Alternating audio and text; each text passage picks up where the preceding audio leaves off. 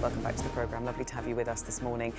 Ministers representing fisheries from across the EU have agreed on quotas to limit overfishing. Ending discussions in the early hours this morning, the regulations are designed to stop discarding of accidental catches. Méabh McMahon joins us now live from Brussels. Good morning to you, Méabh. Those talks went on longer than planned. Was it a very difficult agreement to reach?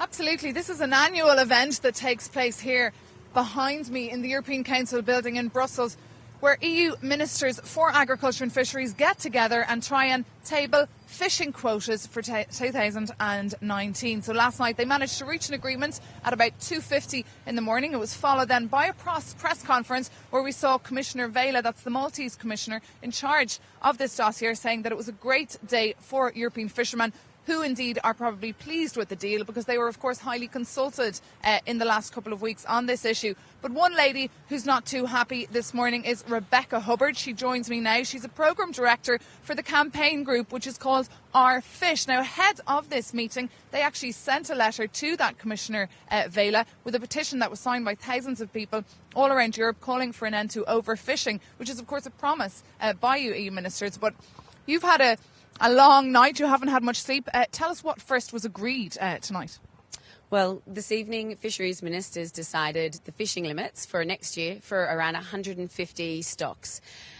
What they decided, unfortunately, they had the opportunity to make history by ending overfishing, but unfortunately we've seen them continue their decades-long habit, and they've continued overfishing once again.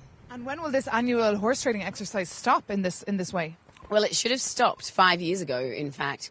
With the reform of the CFP, ministers committed to end overfishing by 2015 or by 2020 at the latest.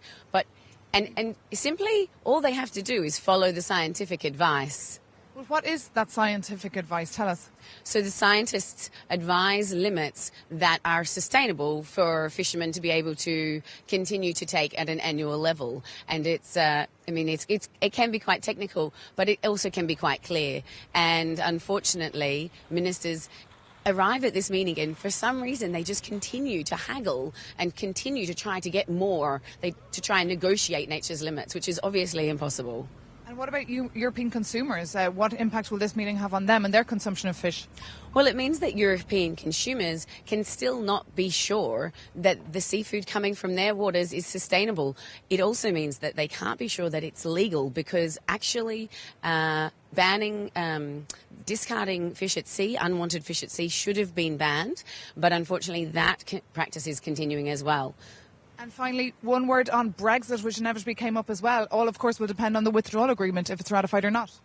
Well, the UK has to stick to its agreement with the EU as it stands right now, and they're also committed to ending overfishing. So what we really need to see from them is not to water down their commitments. OK, Rebecca Hubbard, thank you so much for speaking to Euronews this morning.